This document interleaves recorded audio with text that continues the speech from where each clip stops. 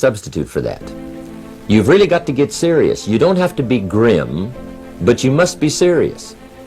I know a guy that's got a half a dozen jokes keeping him from becoming wealthy. He's not known as rich.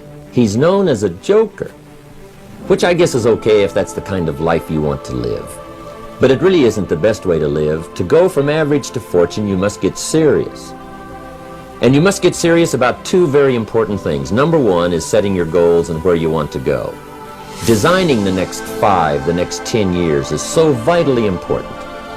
What do you want to do economically? Where do you want to go? What do you want to be? What would you like to have? What would you like to share? How much would you like to earn? How far would you like to go? Those are some major questions to ask. And for that all to work out like you want it to for the next 5 or 10 years, in my personal opinion, you've got to get serious. Then you have to get serious about another important subject. And that important subject is called personal development. Personal development is striving hard to become the kind of person that you want to be.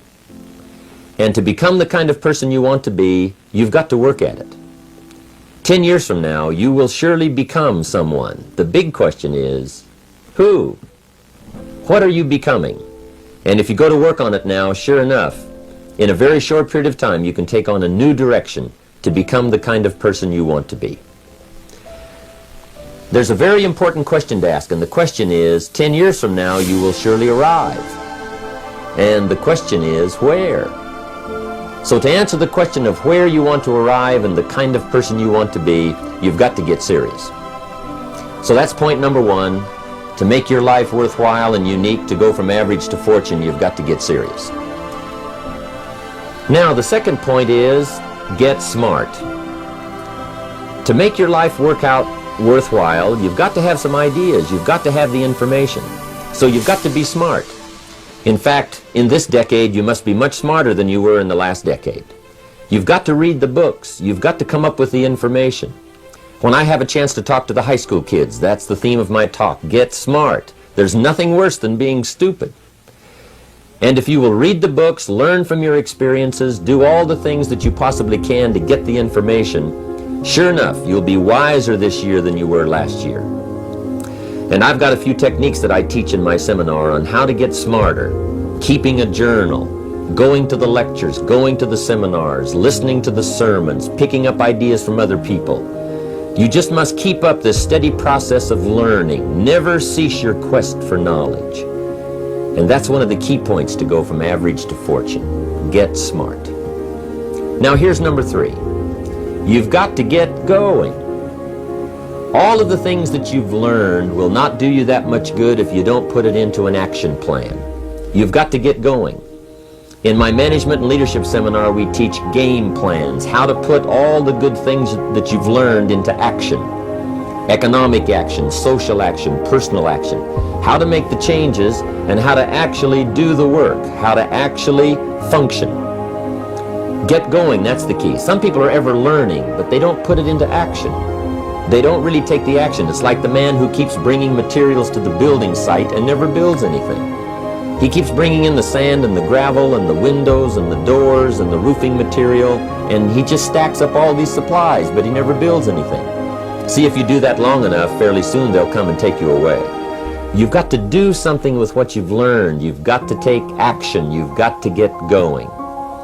So that's one of the most important things to learn, how to design your days, how to design your weeks, how to design the months, so that you take the proper action to get the proper return that you're looking for, whether it's economic or personal. Get going. It's a major key. Now here's number 4. You must get excited. And not just the false enthusiasm of just pure positive thinking. You've got to get excited over some very basic things. One is, get excited over your ability to make yourself do the necessary things. Because discipline is major step 1 toward personal progress. And anytime a person wishes to, they can make major changes in their life, personally and socially and financially. It doesn't ever have to be the same after today. No telling what you could do today if you really wish to. The act of murder is a clear indication that a person in one drastic act can forever change the course of their life. It just happens to be in the negative direction. What I would ask you to do, starting today, is get excited about committing an act.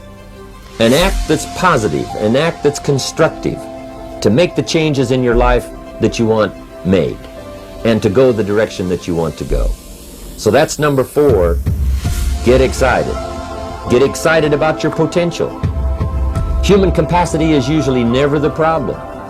Little children can learn several languages. We can learn to do the most incredible things. All we need to do is take the time to do it. So it's not a matter of capacity.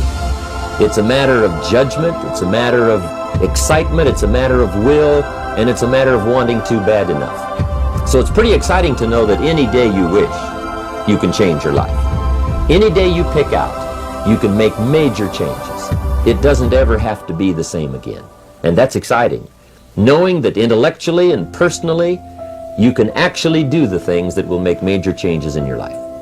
That's number 4. Here's number 5. Number 5 is get away. I have found, especially in the last 15, 20 years, that there's an important thing called life balance. You've got to learn to get away. You must learn to get away and be alone. Learn to get away and reflect. Learn to get away and learn how to live as well as how to earn. How sad it would be to learn how to earn well but not learn how to live well. You must balance your life. We teach something, especially in my staff, I teach something called lifestyle. Lifestyle is how you learn to live your life. Some people have money but they don't even know how to spend it. They have time but they don't know how to spend it.